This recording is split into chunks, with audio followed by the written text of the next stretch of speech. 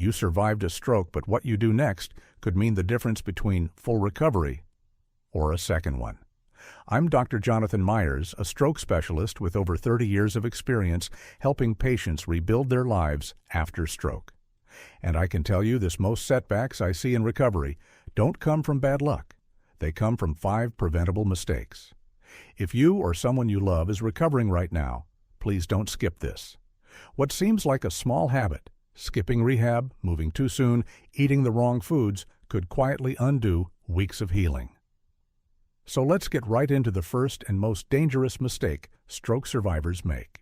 Let's start with the first and perhaps most common mistake I've seen in my 30 years treating stroke patients rushing the recovery process. Recovery from a stroke is not like recovering from a cold or a minor injury. Your brain has suffered trauma. Nerve pathways are disrupted. Muscles may be weakened. And trying to bounce back too quickly often leads to serious consequences. I've seen patients push themselves to walk unaided, too soon skip naps to tough it out, or return to work within days, only to end up back in the hospital with setbacks, exhaustion, or even a second stroke. Why? Because the brain needs time and gentle repetition to heal, not pressure. What's especially dangerous is the cultural belief in no pain, no gain. That kind of thinking is toxic during stroke recovery. If you push past fatigue, ignore dizziness, or force your body into movements it's not ready for, you're not just delaying healing, you're risking regression. Instead, recovery should be approached like retraining a child to walk and talk again, slow, patient, and highly individualized. Celebrate small wins. If your hand moves an extra inch, today acknowledge it. If you're less tired after a short walk, log it. And this isn't just about physical recovery. Emotional healing takes time too. Many patients feel frustrated, impatient, or even ashamed of their progress. But stroke recovery isn't a race, it's a journey, a marathon, not a sprint. So if you or your loved one is recovering, slow down. Listen to your body. Follow your rehab team's schedule. Healing happens in layers, and pushing too fast only peels those layers back. Now, if rushing recovery is mistake number 1, the second mistake is one that creeps in quietly but can dramatically affect long-term results. Let's talk about ignoring physical therapy and why it's never optional. As we move on from the dangers of rushing recovery, let's focus on the second major mistake that can quietly sabotage your progress: skipping or ignoring physical therapy. It might seem harmless at first. Maybe you cancel a session because you're tired. Maybe it's too cold outside, or your schedule feels too packed. But here's the truth. Every missed therapy session delays your brain's ability to rewire itself. Physical therapy after a stroke is not just about regaining strength, it's about rebuilding the brain's lost connections. Each exercise your therapist assigns is designed to challenge your body and retrain your nervous system. Repetition and consistency are key to forming new neural pathways. Think of it this way: if stroke damages the road from your brain to your hand, therapy is the construction crew rebuilding that road. If you stop showing up, the road stays broken. Even when it feels repetitive or frustrating, that's when it matters most. The brain learns best through practice, just like learning a new language or instrument. You might not see progress every day, but small, consistent effort creates compounding results over time. I've treated patients who initially struggled to raise a spoon, but after weeks of committed therapy, they could feed themselves again, then walk, then drive.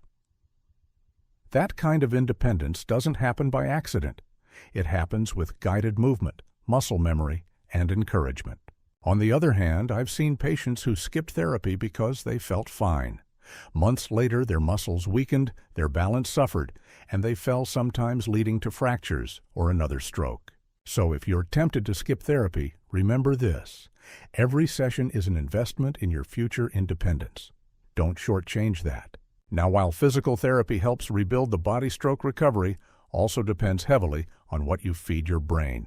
So let's move to the third mistake: neglecting the right diet during recovery. As we've just discussed, physical therapy helps your body move again, but your brain also needs the right fuel to heal. That brings us to Mistake number 3. Not adjusting your diet to support brain healing. After a stroke, your brain enters a highly sensitive recovery phase. During this time, it's working overtime to repair damaged tissue, rebuild connections, and reduce inflammation. What you eat can either support this process or actively work against it. Too often, stroke survivors continue eating the same foods that may have contributed to the stroke in the first place, high in sodium processed fats and added sugars. These foods increase inflammation, constrict blood vessels, and raise blood pressure, all of which slow down your brain's ability to heal. On the flip side, certain foods can act like medicine for the brain. Leafy greens like spinach and kale deliver folate and magnesium. Wild-caught salmon is packed with omega-3s that support neuroplasticity. Berries provide antioxidants that protect brain cells from oxidative stress. And nuts, they offer vitamin E, which is vital for brain repair. Hydration matters too. Even mild dehydration reduces blood flow to the brain and worsens fatigue, confusion, or dizziness, common post-stroke symptoms. Make water your go-to beverage, not sugary drinks or diet sodas. And don't forget sodium. Stroke survivors should aim for no more than 1,500 milligrams per day. That means reading labels carefully, even on foods that don't taste salty like bread or canned soups. The good news: a brain-healing diet isn't complicated. It's about whole, colorful foods, healthy fats, lean proteins, and fewer processed items. It's one of the most powerful and overlooked ways to speed up stroke recovery. But even with a great diet, there's another mistake that can silently undo your progress, ignoring emotional and mental health. Let's move on to the fourth mistake, one that affects your recovery more deeply than you might realize. Even if your diet is perfect and your body's healing well, there's one area many stroke survivors overlook: their mental and emotional recovery. And that's mistake number 4, neglecting your emotional and psychological well-being after a stroke. Surviving a stroke is more than just a physical battle. It's a life-altering event that can leave you feeling frustrated, helpless, or even ashamed. Many stroke survivors experience post-stroke depression, anxiety, or mood swings, yet they often don't talk about it. They try to stay strong or ignore the emotional toll. But here's the truth: mental health is not optional. It's essential to full recovery. Why? Because your brain's ability to rewire itself. What we call neuroplasticity is strongly influenced by your emotional state. Chronic stress, anxiety, or untreated depression can impair this process. It affects your motivation to exercise, your sleep quality, and even your willingness to eat well or take medications. Left unchecked, it can delay your recovery by months or more. So what should you do? Start by recognizing the signs. If you feel persistent sadness, hopelessness, irritability, or you've lost interest in things you used to enjoy, those aren't just normal reactions. They're symptoms of something deeper that needs attention. Talk to your doctor. Post-stroke counseling or therapy, especially from someone trained in neurological recovery, can be incredibly helpful. In some cases, medication may also be appropriate. Lean on your support network. Connect with others who've gone through the same thing. Stroke support groups, both in person and online, can provide a powerful sense of belonging and hope. And remember, healing your brain includes your emotions too. Now let's move to the final mistake, one that might surprise you: trying to go through recovery alone without involving your family or care team. It's a decision that could quietly stall your entire progress. Let's break it down. As we just discussed, emotional healing plays a vital role in stroke recovery. But here's a truth that many people quietly struggle with: you can't do this alone. That brings us to mistake number 5. Trying to go through stroke recovery without support. Now, I get it. You may be independent by nature. You may not want to burden others. Or maybe you've always been the one taking care of everyone else, and asking for help feels uncomfortable, or even like admitting defeat.